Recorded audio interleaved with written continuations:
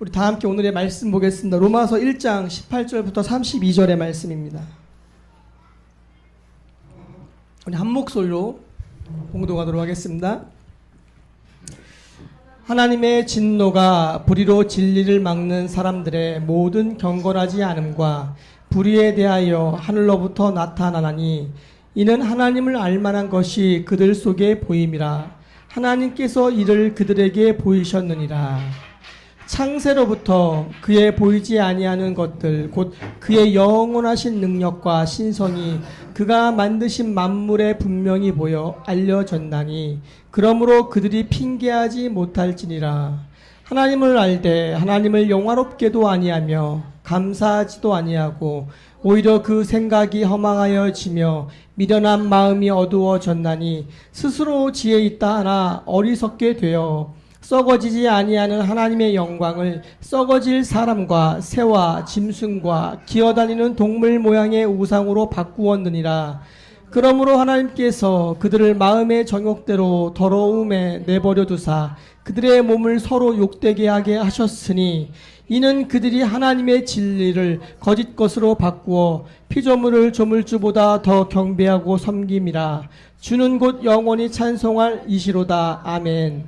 이 때문에 하나님께서 그들을 부끄러운 욕심에 내버려 두셨으니 곧 그들의 여자들도 순리대로 쓸 것을 바꾸어 영리로 쓰며 그와 같이 남자들도 순리대로 여자 쓰기를 버리고 서로 향하여 음욕이 부릴 듯하며 남자가 남자와 더불어 부끄러운 일을 행하여 그들의 그릇됨에 상당한 보응을 그들 자신이 받았느니라.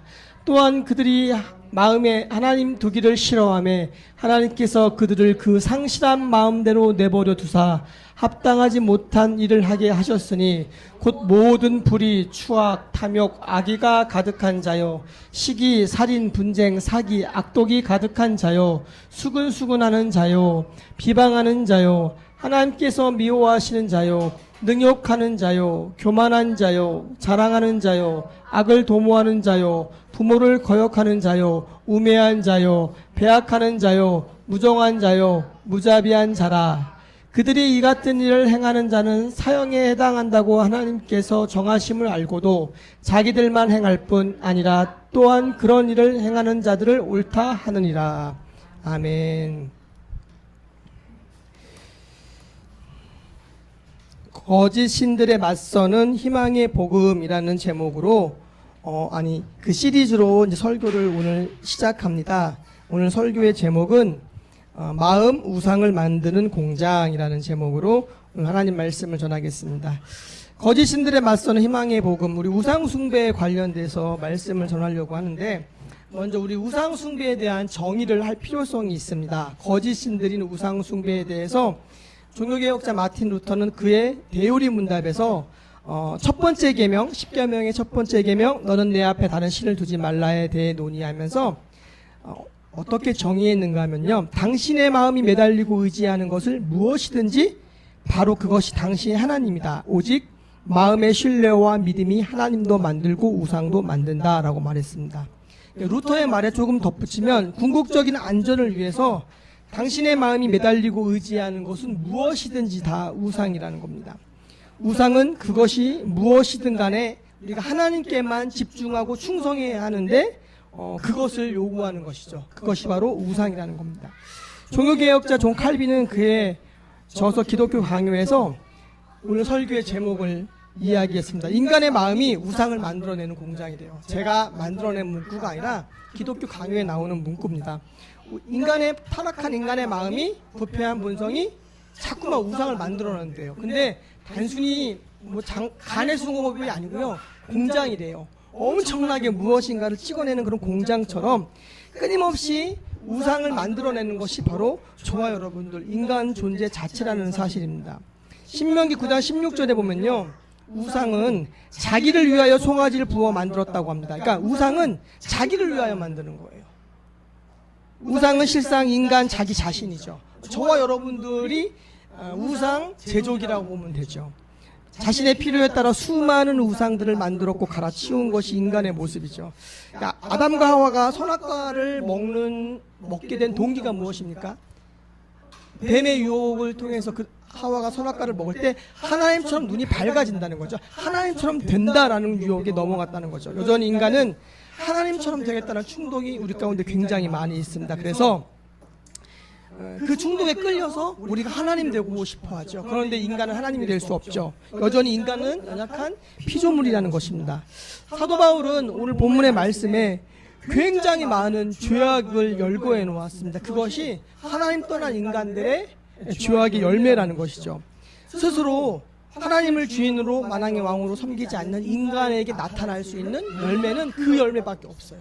우리가 예수 그리스도로 거듭나서 성령께서 우리 안에 오셔서 우리를 하나님의 자녀로 삼아주시고 우리를 성령 삼아 고하실 때에 나타나는 열매가 성령의 9가지 열매고요. 이 악의 열매들, 엄청난 열매들이 이 세상 가운데 가득가득 맺혀지고 있다는 것이죠. 몇 년 전에 영국의 반기독교 시민운동연합에서 버스에 무신론 광고를 붙였습니다. 그 내용인즉 나는 자신의 창조물을 심판하신다는 신을 상상할 수 없다 라는 엄청난 큰 문구를 버스에다가 광고로 붙이고, 우리 버스 광고 많이 보시죠? 돌아다니면서 그것이 그냥 되는 게 아니라 돈을 내면 일정한 기간 동안 버스에 붙이면서 온 도시를 활보하면서 사람들이 그걸 한 번씩 보게 되는 거잖아요.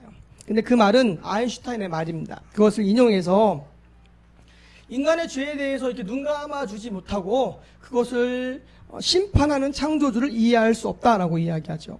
그런데 중요한 것은 인간의 죄악에 대해서 화를 내지 않고 그것을 정죄하지 않는 신이 그냥 눈 감아주는 것이 과연 온전한 사랑일까 우리가 생각해 보아야 한다는 거죠.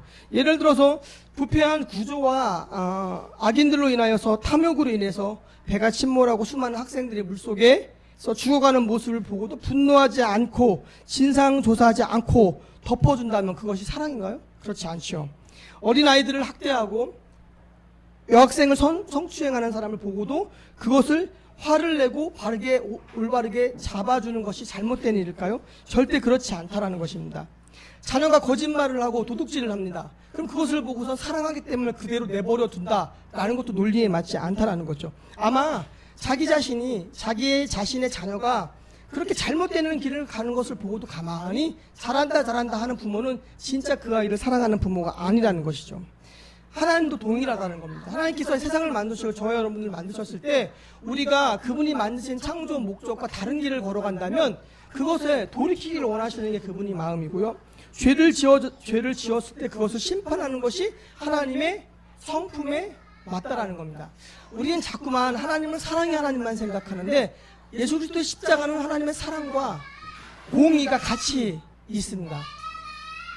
사랑만 하면 그냥 죄를 덮어주죠. 그러면은 공의로우신 하나님은 죄의 징계만 하죠. 그런데 예수님의 십자가는 사랑과 공의, 죄를 지은 것에 대해서는 분명히 심판하지만 그대로 마시는 게 아니라 그 영혼을 구원하기 위하여서 하나님의 계획 가운데 우리에게 보내신 것이 하나님의 하나밖에 없는 독생자 예수 그리스도라는 거죠.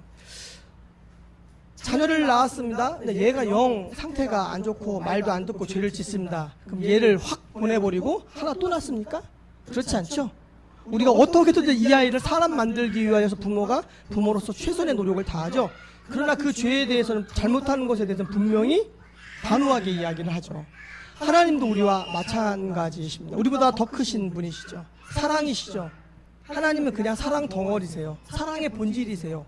그분이 아담과 하와를 만들고 세상을 만들었는데 죄를 졌죠. 그럼 아담과 하와 둘만 조용히 제거하시면 되죠.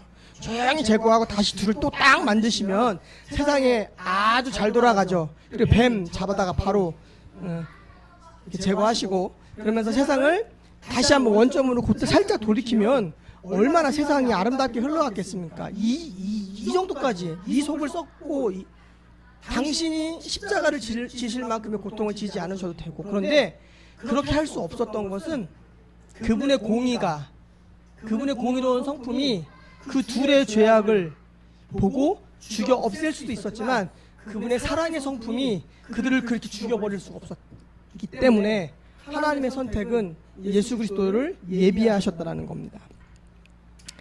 18절 말씀에 하나님의 진노가 하늘로부터 나타난다고 말씀합니다. 성경은 명백하게 하나님께서 인간의 죄에 대하여 진노하신다라고 말씀합니다. 하나님이 진노하신 이유에 대해서 성경은 두 가지로 이야기를 하는데, 첫 번째로 불경건과 불이죠. 불경건이란 인간이 자신을 창조하신 하나님을 섬기지 않는 것이 불경건이고요. 불의란 하나님의 말씀을 거역하는 겁니다. 그러니까 불경건과 불의, 창조주 하나님을 섬기지 않고 섬기지 않으니까 그분의 말씀대로 살아가지 않는 것.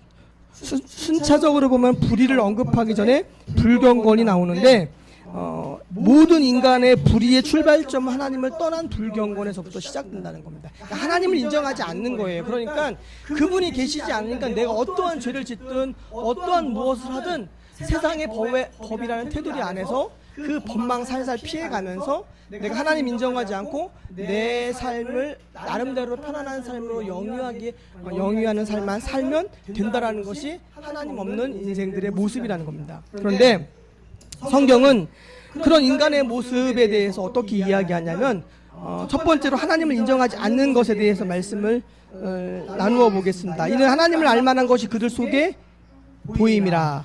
이 말씀 19절의 말씀처럼 인간의 영혼에 새겨진 하나님의 존재에 대한 갈망이 있습니다. 그러나 죄악으로 인해 눈과 귀가 어두워져서 인간이 하나님을 볼 수가 없는 거죠. 여러분, 하나님을 알만한 것을 우리 안에 새겨 놓으셨죠. 세상 가운데, 자연 만물 가운데 새겨 놓으셨고 우리 안에 영혼을 담아 놓으셨는데, 인간의 그 영적인 기능이 죄로 인하여 망가졌는데 훼손된 거예요. 사라진 게 아니에요. 훼손되어져서 그 기능이 기능을 못해요. 제가 쉽게 이야기해서 제 안경이 도수에 맞아서 제가 잘 보죠. 근데 이 안경이 불 속에 들어갔다 와요. 그래서 이 안경이 녹아버렸잖아요. 그 안경을 다시 써도 여러분들을 선명하게 볼 수 없잖아요. 그러나 형체는 볼 수 있죠. 동일해요. 우리의 영적인 기능이 죄로 인하여서 완전히 망가졌어요. 그래서 없어진 건 아닌데 완전히 망가져서 그 기능을 할 수 없는 존재 상황까지 되어버렸다는 것이죠. 그래서 하나님께 반응하지 못하는 것, 그러니까 거의 죽어있는 존재와 다름없는 시체와 같은 존재로 인간의 기능이. 그래서 제가 자꾸만 가끔 표현하는 게 좀비라는 표현을 쓰는 게, 움직이긴 하지만 반응하지 않는 거죠. 본능은 남아있지만 인간은 물론 좀비가 아니죠. 우리는 감정이 있고 우리는 지성이 있고 의지가 있지만 영적으로 봤을 때 인간은 좀비와 같은 존재라는 거죠. 살아있으나 결국에는 육신대로 살다 죽어가는 존재로 이 땅에 살다가 끝을 허무하게 맺는 존재라는 겁니다. 본문 20절에 보면은 그의 영원하신 능력과 신성이 그의 만드신 만물에 분명히 보여 알려졌나니 그러므로 그들이 핑계하지 못할지니라라고 말씀합니다. 하나님께서 만드신 이 우주 만물, 지구라는 다큐멘터리가 있습니다. 보셨나요? 지구의 모습들을, 그 다큐멘터리를 보면요, 너무 멋있고 너무나 웅장하고 너무나 아름답습니다. 또한 로키 산맥의 웅장함, 나야가라 폭포의 위용, 그리고 떠오르는 일출의 장엄함, 그 다음에 하나님이 만드신 동물과 식물, 그리고 바다의 수많은 물고기들을 보면서 우리가 살고 있는 이 지구가 얼마나 아름답고 멋있는지 모릅니다. 그냥 입이 떡 벌어질 만큼의 탄성이 나옵니다. 그렇게 많이 여행을 다녀보지 못해서 제가 본 아름다운 것들 중에서 몇 가지는, 예전에 외도를 갔는데요, 하늘과 바다가 붙어 있어요. 그래서 어디서부터 어디가 하늘이고 어디서부터 어디가 바다인지 몰라요. 살짝 이 금만 있는 거예요. 너무 그 바다가 아름다워서 사진을 딱 찍었는데 사진은 그렇게 안 나오더라고요. 그래서 그날의 그 자연의 아름다움이 제 머릿속에 기억이 많이 남는데, 단풍의 아름다움, 꽃의 아름다움, 그리고 수많은 아름다움이, 그리고 제주도의 성산 일출봉을 꼭대기까지 올라갔는데요. 신학대학원 동기들과 졸업여행 갔을 때 그 제일 꼭대기에서 바라봤던 그 제주 바다의 아름다움이 지금도 기억에 남고요. 굉장히 그렇게 아름답습니다. 창조주 하나님이 이 세상을, 우주 만물을 만드시고 지구를 만드시면서 그분의 지문이 묻어 있다 그래요. 그분이 이 세상의 아름다운 자연 만물 속에 하나님의 지문이 묻어 있다라는 표현을 보면서 참 재미있다라는 생각도 했는데, 그것을 보면서 인간이 마음 안에 우리의 본능적으로 하나님을 그리워하는 마음을 가지고 있는데, 인간의 죄악이 하나님을 볼 수 없게 만들어서 인간이 우상 숭배를 하게 된다는 겁니다. 브리테니커 사전의 통계에 의하면 세계 244개국의 인구의 97%가 종교를 가지고 있거나 신의 존재를 인정한다는 겁니다. 인간의 영혼 안에 하나님이 아니면 채워질 수 없는 공간이 있습니다. 우리가 아무리 많은 것을 가져도요, 하나님이 아니면 채워지지 않는 우리 공간이 우리 안에 2%, 3% 있다라는 거죠. 그래서 돈이 많아지고 지위가 높아지고 삶이 여유로워지면 모든 게 해결될 것 같지만 그런 많은 것들이 채워져도 해결되지 않는 게 있고요. 우리가 좋은 일을 많이 하고 어떠한 나름대로 의미 있는 삶을 많이 살아도요. 채워지지 않는 2%가 우리 안에 있다라는 거죠. 우리는 그만큼 돈을 많이 가져보지도 못했고 그만큼 많은 어떠한 그 사회봉사도 해보지 못했을 수도 있지만 그런 삶을 살아본 사람들의 고백을 계속 들으면요. 그들 안에 있는 영적인 허기가 그들의 어떠한 그 허전함을 채워주지 못한다는 거죠. 박진영이 안타깝게도 지금은 이제 구원파 쪽 신앙을 갖게 됐지만 그가 신앙을 갖기 전에 이런 이야기를 다 했어요. 세상의 쾌락과 그 다음에 즐거움, 돈, 물질적인 부분들 그런 것들이 자신에게 만족을 주지 못해서 굉장히 많은 자선활동을 했는데도 그 한계의 2%가 부족해서 종교에 대한 관심을 갖게 되었고 나름대로 이제 뭐 코란, 성경, 불경 전문가들을 모셔다가 하루에 3시간씩 공부를 하고 나중에 이스라엘까지 갔다 와서 구원파로 갔어요. 안타까운. 왜냐하면 그 부인이 재혼한 부인이 구원파 쪽 사람이기 때문에 신앙의 영향을 그쪽으로 잘못 받아서 그쪽으로 흘러가는 안타까움이 있는데 그의 고백을 들으면서 하나님께서 인간에게 주신 많은 것들 속에 채워지지 않는 빈 공간이 그를 그렇게 허전함 가운데 만들었다는 거죠. 그런데 중요한 것은요.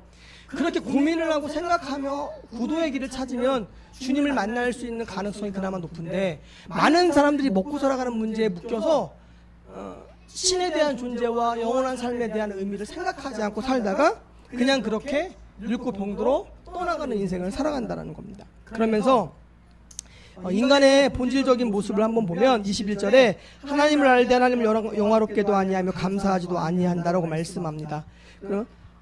스스로 자신이 하나님으로 자신을 그 자리에 두어서 인간의 존재가 오히려 21절 22절에 보면 오히려 그 생각이 허망하여지며 미련한 마음이 어두워졌나니 스스로 지혜 있다 하나 인간은 스스로가 하나님의 자리에 서서 자신을 하나님처럼 여기면서 유한한 인생 100년도 살지 못하는 인생을 살면서 엄청난 많은 것을 자신이 할 수 있다는 착각에 빠지면서 하나님을 인정하지 않고 그리고 끝내는 우상을 섬깁니다. 그 우상은요 자신을 위하여 섬기는 거죠. 하나님을 섬겨야 될 그 자리에 하나님이 아닌 다른 것들을 자꾸만 갖다 놓으면서 우상을 채워놓는 것이죠. 예전에 근무하던 한약국에서 점심 식사를 하면서 우리 함께 근무하는 상담 실장님들하고 얘기를 했습니다. 그러면 제가 그 이명박 전 대통령에 대해서 이야기를 하면서 한국 기독교의 축소판이라는 생각이 전 개인적으로 갔습니다. 고소영이라 그러죠. 고려대 그리고 소망교회 영남 사람들이 그 당시에 많은 어떠한 그 권력과 여러 가지 것들을 누렸는데 사실은 여러 가지 이유에서 기독교인들의 힘으로 대통령이 된 부분들이 분명히 있는데요. 그가 바르게 정치를 하지 못한 부분들이 굉장히 많이 있습니다. 굉장히 상징적인 교회에서 장로의 직분을 갖고 있으나 그러나 그의 뒷모습은 굉장히 추악한 이면이 있었죠. 어쩌면 한국 교회의 추악한 이면과 그 모습과 상당히 닮아 있는 모습을 이명박 전 대통령의 모습에서 저 나름대로 찾아보았습니다. 그래서 굉장히 그 부분을 비판을 했더니 같이 식사를 하던 중에 한 실장님이 그런 얘기를 하더라고요. 자신의 할머니가 굉장히 그 신앙이 좋으시고 열심히 졌는데 굉장히 보수적인 신앙을 갖고 있어요. 근본주의적인 신앙. 자녀들이 다 신앙이 없고 할아버지 제사를 지냈는데 제사상 없고 그러면서 너무나 갈등이 깊고 그 사랑과 섬김의 본이 아니라 율법으로 신앙생활을 하면서 자녀들과 손주들과 갈등의 골이 굉장히 깊어져서 그 자녀들이 다 신앙이 없거든요. 그래서 너무나 안타까움이 있어요. 근데 그 자녀 중에 가장 맞손주가 되는 게 바로 제 친구 그 한약국 이 원장이거든요. 그러면서 아직 신앙은 없지만 조금씩 어떤 마음의 문이 열리는 걸 보면서 하나님께서 어떤 일들을 해 가실까 하는 그런 생각이 듭니다. 그렇기 때문에 저와 여러분들의 책임이 굉장히 중요해요. 우리가 그리스도인으로 살면서 사회에서, 가정에서, 직장에서, 학교에서 어떠한 모습으로 서 있느냐가 하나님을 어떻게 하나님의 이미지를 보여주는지에 대해서 우리가 그리스도의 편지요 대사가 되어져서 드러나는 것들이 굉장히 중요하다는 겁니다. 그래서 인간이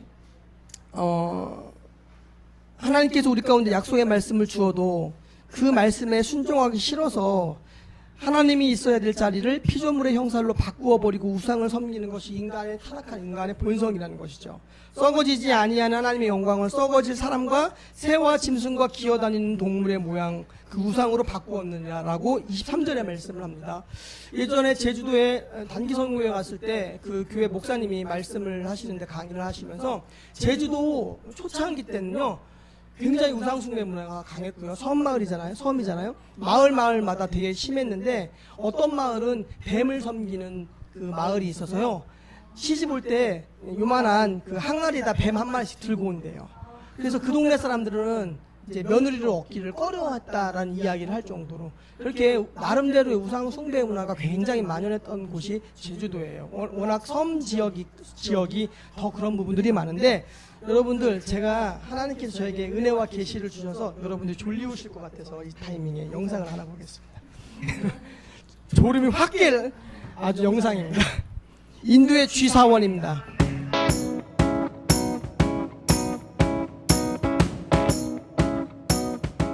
예, 여기까지 보겠습니다. 오늘 읽은 로마서 1장의 본문의 말씀과 연결되는 한 영상을 함께 봤는데요. 썩어지지 아니하는 하나님의 영상을 썩어질 사람과 새와 짐승과 기어다니는 동물 모양의 우상으로 바꾸었느니라. 25절에 보면은 이는 그들이 하나님의 진리를 거짓 것으로 바꾸어 피조물을 조물주보다 더 경배하고 섬김이라 라고 되어 있습니다. 하나님을 섬겨야 되는데 타락한 인간이 자신이 신이 되기 위하여 또 누군가를 신으로 삼아 섬기는 비극적인 모습. 하얀 쥐를 보면 쥐로 태어나는 어떤 영광이 그들 가운데 임한다는 저 멘트가 굉장히 놀랍죠. 저것이 우리가 살아가는 이 세상의 모습이에요. 여러분, 하나님을 믿는다는 것, 우리 복음을 새롭게 깨닫는다는 것은 이 세상의 어떠한 영적인 현실과 저런 상황들을 우리가 다시 한번 보는 눈이 열린다라는 것을 의미합니다. 가까운 일본만 해도 신이 800만 개가 있고 네팔은 몇 개인 줄 아세요? 3억 개가 있습니다. 홍콩에 가면 집집마다 집 앞에 초를 켜놓는 신주 단지를 모셔놓고 살아가고요. 태국 캄보디아 신전에 가면 뱀을 섬기고 인도는 쥐를 섬기는 신전이 있습니다. 저기는요 성직자가 따로 있어요. 저 사원만 관리하는 성직자들이 있고요. 그리고 하늘의 독수리들이 쥐를 먹기 위하여 오거든요. 독수리를 쫓고 그리고 성전을 청소하고 나름대로의 그러면서 그 성전에서 먹고 자면서 그 쥐들을 섬기는 성직자들이 따로 있습니다. 인간이 하나님의 형상을 입은 인간이 일평생 성직자로 살아가는데 하나님을 위한 성직자가 아니라 쥐를 위한 성직자로 인생을 살아가는 것이 그것이 인간의 비참한 모습이에요. 그런데 중요한 것은요. 그들은 쥐를 섬기죠. 저와 여러분들 이 현대 21세기를 살아가는 수많은 사람들은 무엇을 섬길까요?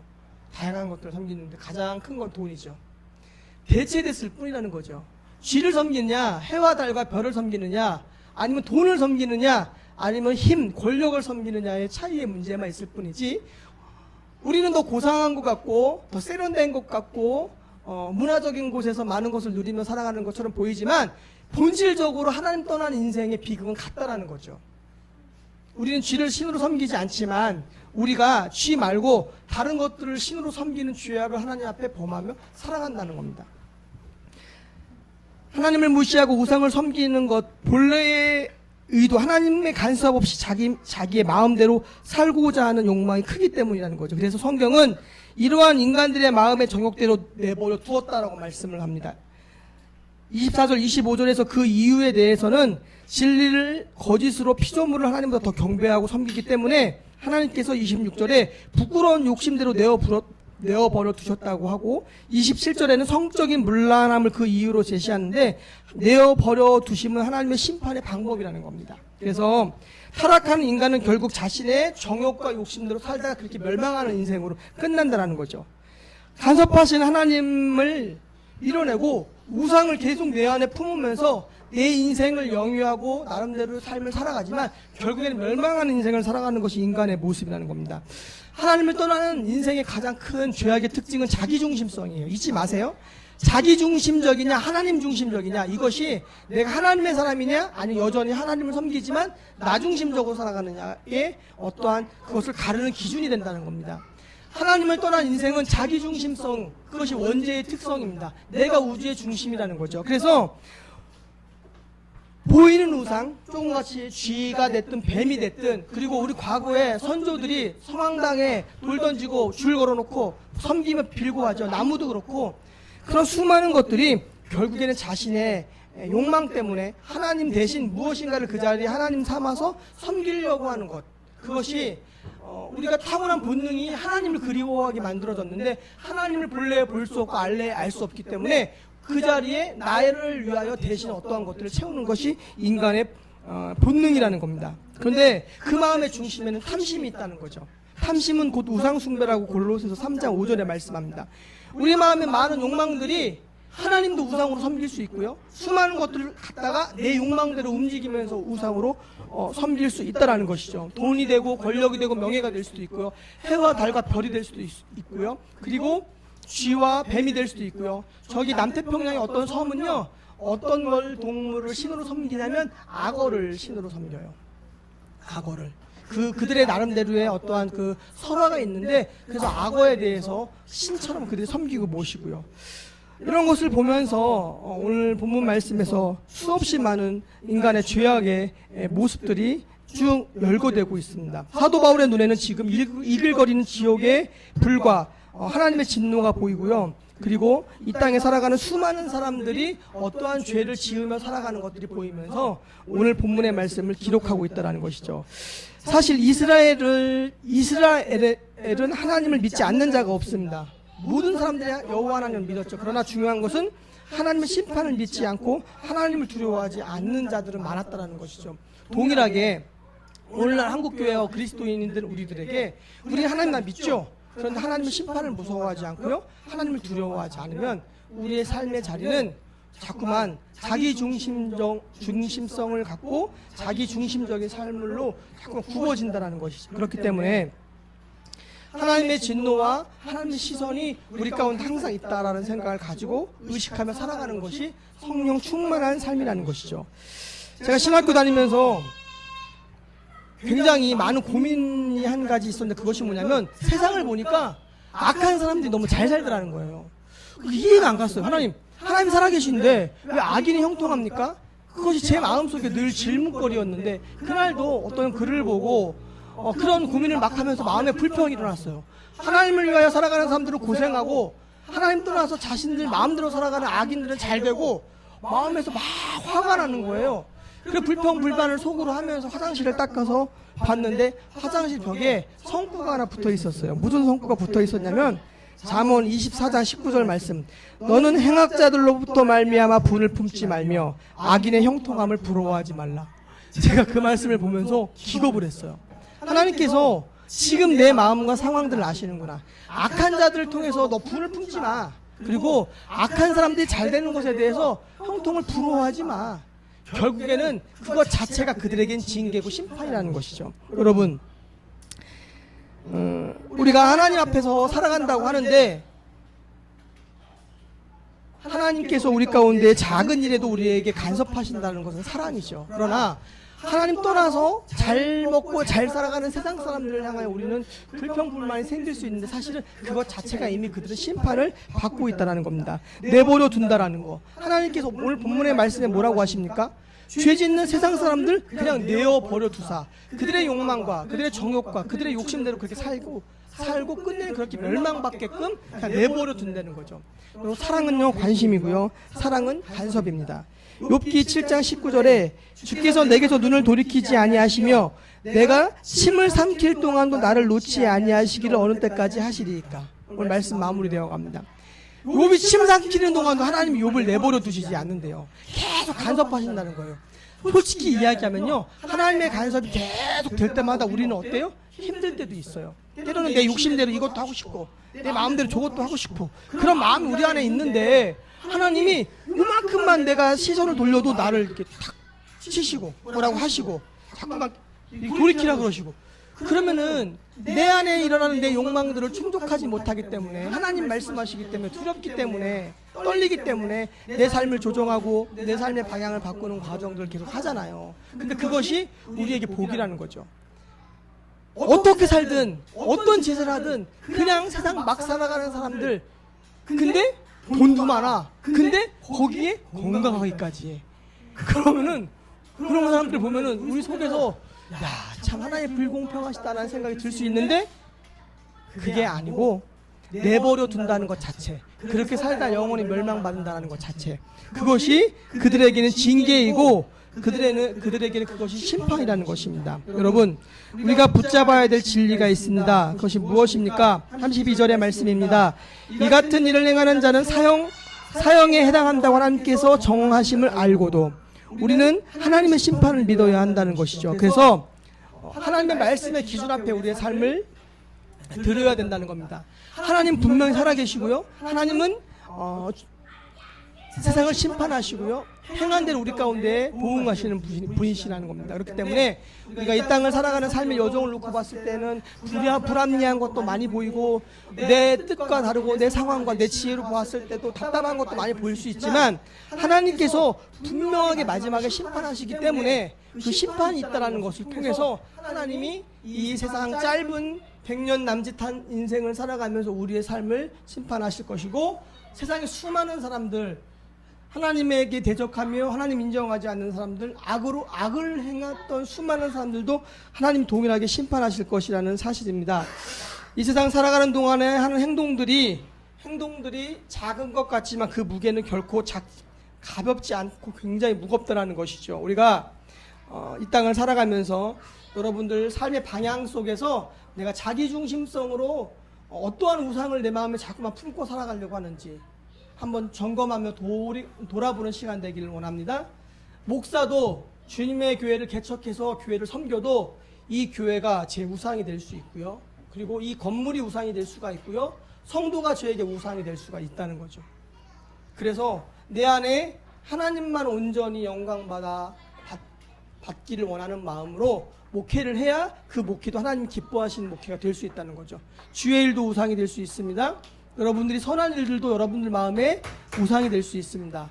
하나님만 여러분들 마음에 만왕의 왕 되시고 그분만이 우리의 영원한 구주가 되신다는 것을 고백하며 늘 우상과의 싸움에서 승리하는 저와 여러분들 되시기를 소망합니다. 우리 함께 찬양 드리겠습니다.